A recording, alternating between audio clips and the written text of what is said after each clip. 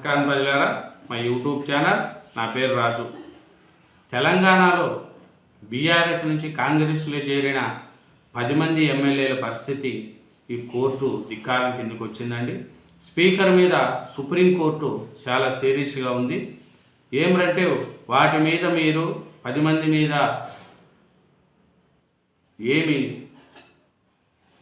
దీని మీద మీరు తేల్చరా? లేదు, న్యూ ఇయర్ ఎక్కడ జరుపుకుంటారో తేల్చుకోండి, మేము చేయాల్సింది చేస్తామని సుప్రీంకోర్టు స్పీకర్ని హెచ్చరించింది. స్పీకర్ది కోర్టు ధిక్కారమే. ఫిరాయింపులపై తేలుస్తారా లేదా, న్యూ ఇయర్ ఎక్కడ జరుపుకుంటారో తేల్చండి అని సుప్రీంకోర్టు ఘాటుగా హెచ్చరించింది స్పీకర్ గారిని. ఈ తెలంగాణలో బీఆర్ఎస్ ప్రభుత్వం అధికారంలో ఉన్నప్పుడు కాంగ్రెస్ నుంచి, టీడీపీ నుంచి, మిగతా పార్టీల నుంచి కూడా వాళ్ళు పరిపాలించిన 10 సంవత్సరాల్లో అందరు ఎమ్మెల్యేలు కూడా తీసుకున్నారు. కానీ ఇప్పుడు కాంగ్రెస్ వచ్చిన తర్వాత సేమ్ బీఆర్ఎస్ ఎలా చేసిందో అలాగే చేసి 10 మంది ఎమ్మెల్యేలను కాంగ్రెస్ పార్టీలో చేర్చుకున్నారు. ఆ ఎమ్మెల్యేలు ఏమంటున్నారంటే మేము అభివృద్ధి కోసం వెళ్ళామే తప్ప పార్టీలో చేరలేదంటున్నారు. దాని మీద సుప్రీంకోర్టుకి వెళ్ళారు బీఆర్ఎస్ వాళ్ళు. దీని మీద సుప్రీంకోర్టు ఘాటుగానే చెప్తుంది, మీకు 4 వారాలు టైం ఇస్తున్నాం, ఫిరాయింపు ఎమ్మెల్యేల కేసు తేల్చండి అనేది కూడా గట్టిగా చెప్తుంది. ఈ కేసులో స్పీకర్కు రాజ్యాంగ రచన ఉండదు. మేము చర్యలు తీసుకోకముందే మీరు కొలికి తేవాలి. మీరు తేల్చకుంటే ధిక్కారణ కేసుతో మేము తేలుస్తాం. అసెంబ్లీ స్పీకర్కు సుప్రీంకోర్టు ఘాటు వ్యాఖ్యలు చేశారండి. దీని మీద ఇంకా స్పీకర్ గారు ఏం చేస్తారు ఏమనేది కూడా చెప్తున్నారు. ఈ న్యూ ఇయర్ వేడుకలు ఎక్కడ జరుపుకుంటారో మీరే తేల్చుకోండి. పార్టీ ఫిరాయింపులకు పాల్పడిన 10 మంది బీఆర్ఎస్ ఎమ్మెల్యేలపై 4 వారాల్లోగా చట్టం ప్రకారం తుది నిర్ణయం తీసుకోవాలి.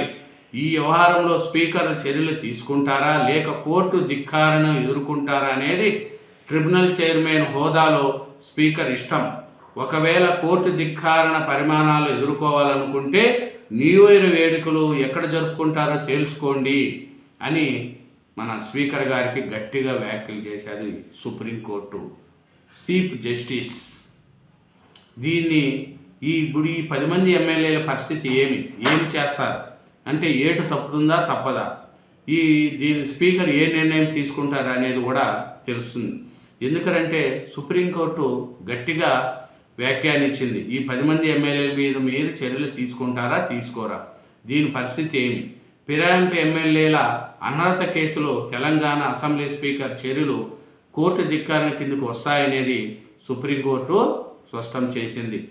3 నెలలలోగా తేల్చాలని తమ గతంలో ఇచ్చిన ఆదేశాలను పాటించకపోవడం కూడా స్పీకర్ మీద ఆగ్రహం వ్యక్తం చేశారు సుప్రీంకోర్టు.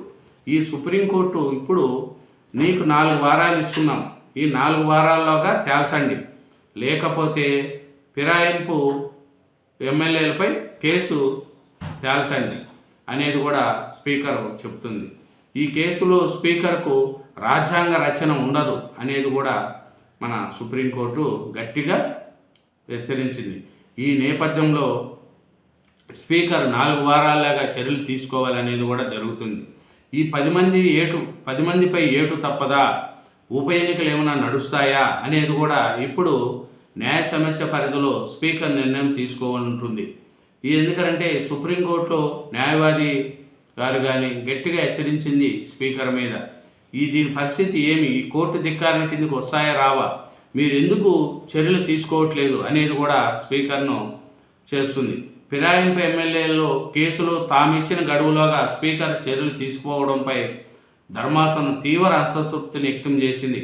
తమ ఆదేశాలను అమలు చేయని స్పీకరు తీరు కోర్టు ధిక్కారణ కిందకు వస్తుందని వ్యాఖ్యానించారు. చూడండి, మీరు చేసేటి మేము 3 నెలల టైం ఇచ్చాం, అయినా మీరు ఏమి చేయలేకపోయారు. ఇప్పుడు మళ్ళీ 4 వారాలు టైం ఇస్తున్నాం, దాని లోపల మీరు చేసుకోకపోతే న్యూ ఇయర్ ఎక్కడ జరుపుకోవాలో మీరు ఆలోచించుకోండి అని స్పీకర్కు గట్టి వార్నింగ్ ఇచ్చింది సుప్రీంకోర్టు. ఈ సుప్రీంకోర్టు ఆదేశించిన చర్యలు లేవు అనేది కూడా తెలుస్తుంది. ఏమంటే సుప్రీంకోర్టు చెప్పింది, టైం ఇచ్చింది, అయినా స్పీకరు తన పరిధిలో ఉన్నదాన్ని పరిష్కరించలేదని సుప్రీంకోర్టు అంటుంది. ఈ ఫిరాయింపుల చట్టం అనేది ఇప్పుడు వచ్చింది కాదు, అన్ని పార్టీల వాళ్ళు చేసుకుంటూనే వెళ్తున్నారు. ఒకరు లేదు మరా అని లేదు. ఉమ్మడి ఆంధ్రప్రదేశ్లో చేశారు. తెలంగాణ వచ్చిన తర్వాతే దీనికి బీజం పోసింది కేసీఆర్ గారే. ఈ తెలంగాణ వచ్చిన తర్వాత ఈ సంస్కృతి నేర్పింది కేసీఆర్ గారే. కాబట్టి ఈ కేసీఆర్ గారు 2 పర్యాయాలు ఉండి కూడా ఎమ్మెల్యేలను ఒక పార్టీ నుంచి తీసుకోగలిగారు. అప్పుడు బీఆర్ఎస్ వాళ్ళకి అప్పటికి ఏమీ ఇబ్బంది కలగలేదు. అంటే ఎదుటి వాళ్ళు చేసినప్పుడు తప్పు లేదు, ఇప్పుడు వీళ్ళు చేసిన వాళ్ళు తప్పు. ఈ ఫిరాయింపుల మీద కేటీఆర్ గారు ఎన్నెన్నో అన్నీ చెప్తూ ఉంటారు, వినేదానికి ఎన్నో ఇంపుగా ఉంటాయి. మరి వాళ్ళు 10 సంవత్సరాలు పరిపాలించినప్పుడు మీరెందుకు చర్యలు ఎందుకు తీసుకున్నారు? కాంగ్రెస్ పార్టీని ఉండేవాళ్ళు టీడీపీని ఈ తెలంగాణలో లేకుండా మీలో కలిపేసుకున్నారు. కాంగ్రెస్ పార్టీ నుంచి తీసుకున్నారు, అన్ని పార్టీల నుంచి మీరు ఎమ్మెల్యేలు ఉంటే వాళ్ళందరినీ తీసేసుకున్నారు. మళ్ళీ మీకు చట్టం వర్తించదా? అది మీరేం చేసిన తప్పు కదా? అంటే మీరు చేస్తే ఏమో కరెక్టు, ఇప్పుడు కాంగ్రెస్ పార్టీ చేస్తే తప్ప. అంటే తెలంగాణ వచ్చిన తర్వాత దీనికి బీజం పోసింది ఎవరు? కేటీఆర్ గారు, కేసీఆర్ గారే. తొలుత ఇతర పార్టీల నుండి ఎమ్మెల్యేలు తీసుకోవాలనేది కూడా ముందు నేర్పించింది కూడా కేటీఆర్ గారే. ఇప్పుడు దీన్ని మన కాంగ్రెస్ పార్టీ వాళ్ళు వచ్చారు, చేర్చుకున్నారు అని తెలుస్తుంది. కాంగ్రెస్ పార్టీలో చేరిన వాళ్ళు ఏమంటున్నారు? మేము అభివృద్ధి కోసం వచ్చామే తప్ప కాంగ్రెస్ పార్టీలో లేము, ఇప్పటికీ మేము బీఆర్ఎస్ పార్టీలో ఉన్నామని వాళ్ళు చెప్తున్నారు. వీళ్ళు సుప్రీంకోర్టులో ఈ కేసు ఉండడం వల్ల స్పీకర్ ఏ నిర్ణయం తీసుకుంటారు, 10 మందిపై ఏటు తప్పదా అనేది కొంతమంది అంటున్నారు. మళ్ళా తొలుత ఈ కేసు విచారణకు రాగానే తెలంగాణ ప్రభుత్వ స్టాండింగ్ కౌన్సిల్ కారణం స్పందిస్తూ ప్రభుత్వ తరపున సీనియర్ న్యాయవాదులు ఏరే బెంచీల్లో ఇతర కేసులను వాదిస్తున్నారని విచారణ కొద్దిసేపు వాయిదా వేయాలని కోరారు. దీంతో కాసేపు వాయిదా వేసి తిరిగి ప్రారంభం కాగానే చిట్టచివరి కేసుగా విచారణ చేయాలని కోరడంతో ధర్మాసనం నిరాకరించింది. 2 వారాల్లోగా ఫిరాయింపు ఎమ్మెల్యే నానాత వ్యవహారం తేల్చాలని స్పష్టం చేసింది. దీంతో శ్రావణ వాదనలను వినిపిస్తూ 4 ఎమ్మెల్యేలపై స్పీకర్ విచారణ పూర్తి చేశారని, తీర్పు వెలువరించాల్సి ఉన్నదని చెప్పారు. దీనిపై ధర్మాసనం ఆగ్రహం వ్యక్తం చేసింది. ఫిరాయింపు ఎమ్మెల్యేలు 10 మందిని అనర్హులుగా ప్రకటించాలన్న కేసును రోజువారీగా విచారణ జరపాలని ఆదేశించినా ఎందుకు చేపట్టలేదని ప్రశ్నించింది. స్పీకర్ మీద సుప్రీంకోర్టు అయితే సీరియస్గా ఉందండి. ఎందుకంటే ఈ రాజ్యాంగంలో ప్రతి ఒక్కరూ ఏ పార్టీ అధికారంలో ఉంటే ఆ పార్టీని ఎమ్మెల్యేలను తీసుకోవడం, ఏపీలో కూడా నవేంద్రలో కూడా చంద్రబాబు నాయుడు గారు అట్లే చేశారు, జగన్మోహన్ రెడ్డి గారు కూడా అలాగే చేశారు. ప్రతి ఒక్కరూ ఎమ్మెల్యేలను తీసుకోవడం, ఈ పార్టీలు గెలిచిన వాళ్ళు ఆ పార్టీలకు తీసుకోవడం నడుస్తూనే ఉంది. కానీ ఈ 10 మంది ఎమ్మెల్యేల మీద ఏటు తప్పుతుందా తప్పదా, ఈ స్పీకర్ గారు ఏ నిర్ణయం తీసుకుంటారు అనేది కూడా మనకు తెలుస్తుంది. ఏమరండి ఈ 10 మంది ఎమ్మెల్యేలపై ఏటు తప్పదా అనేది కూడా తెలుస్తుంది. వీటి మీద ఏటు పడితే ఈ ఉప ఎన్నికలు రావడం కూడా ఖాయం అనేది కూడా తెలుస్తుంది. ఉప ఎన్నికలు వచ్చిన బీఆర్ఎస్ పార్టీ గెలిచే స్థితిలో ఇప్పుడు లేదు.